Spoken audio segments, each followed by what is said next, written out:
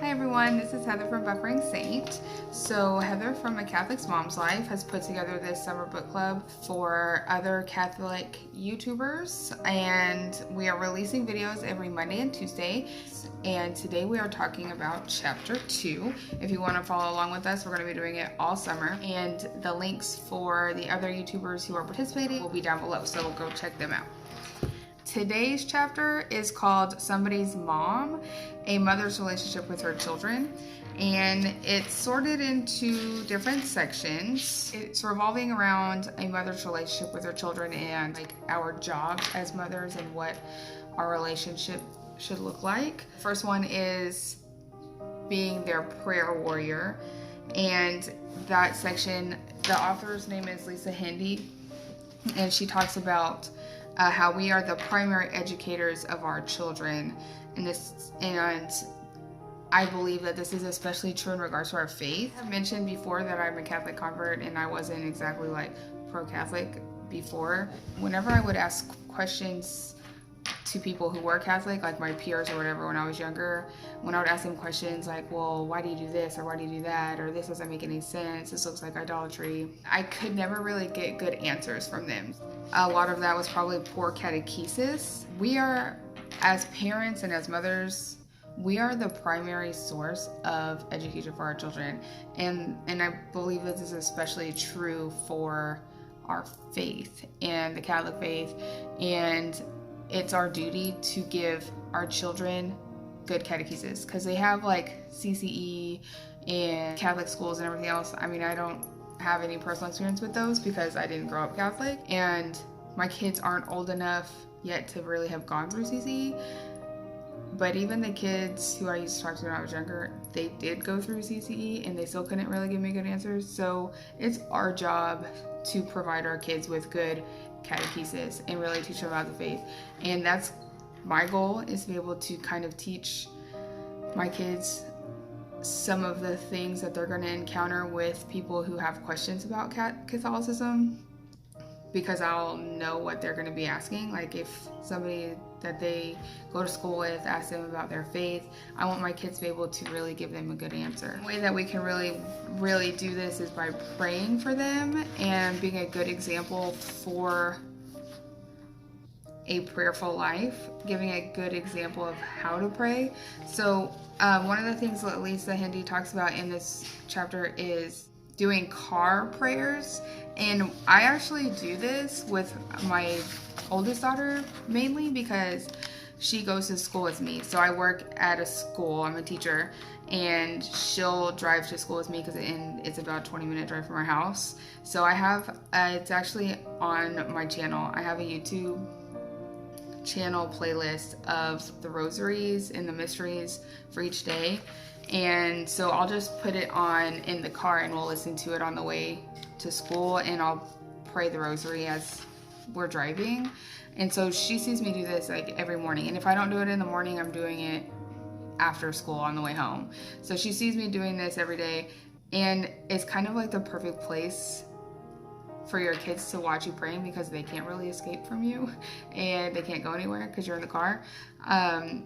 And so it's good for them to be able to see those habits, and maybe they'll do that when they grow up. Usually when we get to school, we'll stop and she'll take my rosary and she'll want to say some prayers. And so we'll usually say like Our Father and the Guardian Angel prayer and maybe a Hail Mary before we go into the school building. And she really likes doing that. And actually I've noticed too what she does by herself, like if we live in Houston suburbs, so we drive on the freeway, and there's people sometimes who will walk on the freeway or try to ride their bikes on the freeway, and so she'll see them and she'll want to pray for them. She'll like offer to pray for them. So doing that in the car every day is, I think, one of the easiest ways to extend your prayer life for your children, as a way for them to see what you're doing. And just remembering, just in general, that faith has got to be at the core of your relationship with your children. As Catholics, we should be encouraging anything to do with faith. Obviously, we should go to Mass every Sunday, and just having things around the house, like your crucifix. I have this Jesus, I Trust in You plaque that I got in the little Catholic subscription box that I got a couple months ago.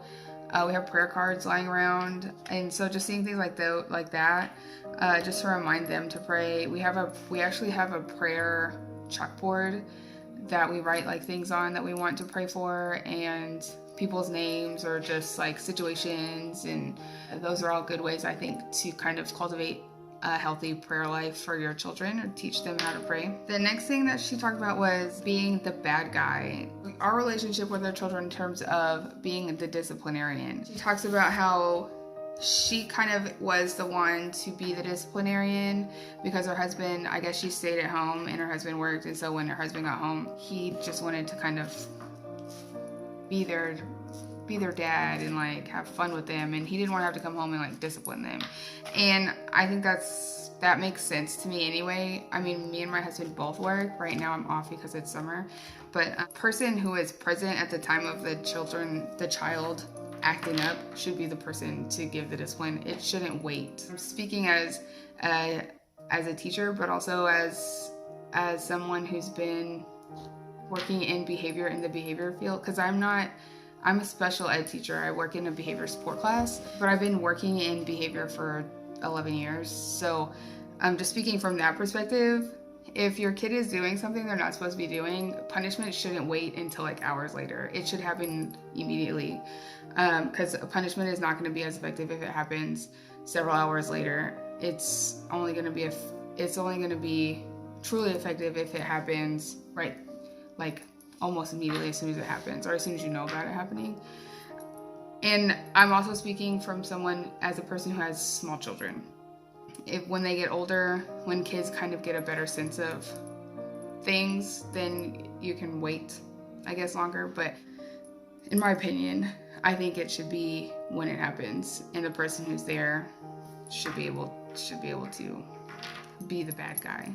And another thing she talked about was social media. And social media, my kids are 5 and under, so I haven't really dealt with that at all. But I mean, when I was in high school, social media was MySpace, and that was when I was a senior, like the end of my senior year in high school, because I'm old. And then Facebook was brand new, and so that was 13 years ago. That was 13 years ago. So who even knows what social media is going to look like by the time my kids are in high school or whatever else. But that kind of freaks me out. Like, I don't want to have to deal with that at all, because that stuff is just crazy. Definitely offering your kids structure.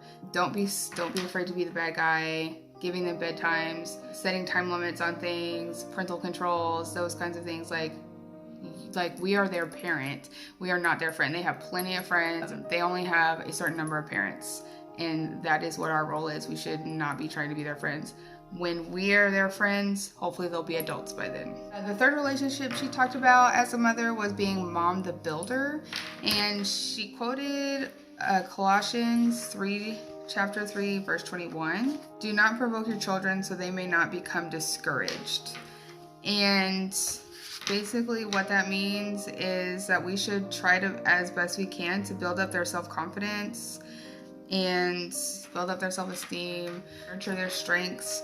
And I think that can be kind of confused, because we don't want to inflate like their egos or anything, but we do want to encourage their strengths. We can acknowledge their weaknesses. Like, it's okay not to be good at everything. It's okay to acknowledge their weaknesses as areas to grow in. I cannot wait to see what my kids become good at when they get older. Like, my kids are way different than how I thought they would be. They're way different than, I guess maybe I say that because they're different than how I was when I was a kid and when I was growing up. But my daughter's super girly and like all into dressing up, and she's like artistic and she loves to draw, and can barely draw. Like, she can probably honestly draw better. She's 5 and she can probably draw better than me. I cannot wait to see what they do when they get older and how they use their gifts that God has given them to serve Him. I'm super excited to see what they do when they get older. The fourth thing that she talked about was part of being a part of appointed families. And so I can't speak on the perspective of a stepmom. I can speak from the perspective as a stepchild, because my parents were divorced and both of them had remarried, and we have step siblings. So I could probably make a huge long video about this, but just to keep it kind of short and simple, the main things that she talked about that I would suggest: to treat all your children the same. Treat them all as if they're your children. So if you have stepchildren, try not to show favoritism to your own kids. I as a parent, like I said, I can't offer that perspective, but children, as a child, you know when you're being treated differently from others. The second thing would be to offer counseling to the children, and then probably even as a family, like doing family counseling, and even before, like if you know you're about to get remarried, just to kind of establish some roles. Probably a good idea. I would think it would be a good idea, because blended families are hard. It was not fun growing up. My suggestion would be counseling for the children, and then probably family counseling to establish some roles and boundaries, and to have like a mediator there to kind of help everybody through that would probably be a good idea, in my opinion. And the third thing would be, most importantly, just to seek God's counsel and God's wisdom. And there are some patron saints that she listed for families of blended families, and they are Saint Adelaide, Saint Leopold the Good, or Saint Thomas More. So definitely look up those, pray to them to intercede for you and your family. And that's pretty much it. All I want to touch on that. And then the last thing that she talked about was the little section is called Being Somebody's Mom. It's called Somebody's Mom. And that's basically just like, once you become a parent, you have all these identities. Like, for example, I'm mom, I'm Elvis's wife, I'm my mom's daughter, I'm Miss Q at work, that they call me Miss Q. So I have all these identities. I'm Abby's mom, I'm Jonah's mom, I'm Juliana's mom, but I'm also Heather. And so I have to remember that, like, I'm also Heather, and I need to be the best person that I can be. And then when I can be that, then I'll be able to blossom into hopefully a great mom and be able to nurture and care for my children the way I'm supposed to, because I've nurtured and cared for myself. So that is that chapter. I really enjoyed that chapter. It was really good. And some of the homework that she gives at the end, maybe establish some car prayers. I think that's a really good idea, like I said earlier. Listening to your children's struggles and challenges and just letting them know that you are praying for them. And another thing she said was to plan some outings. So just for example, something that we did, because we don't really get out of the house that much, but about a month ago, St. John Vianney's Heart, his Incredible Heart, was in town in Houston at his namesake church, and we went as a family. We all went, and it was really cool because we got to see his Incredible Heart, and so that was really fun. And I just really like to go visit other churches, so just find stuff that y'all like to do as a family, and whatever it is, just somehow incorporate your faith into it and grow as a family in your faith.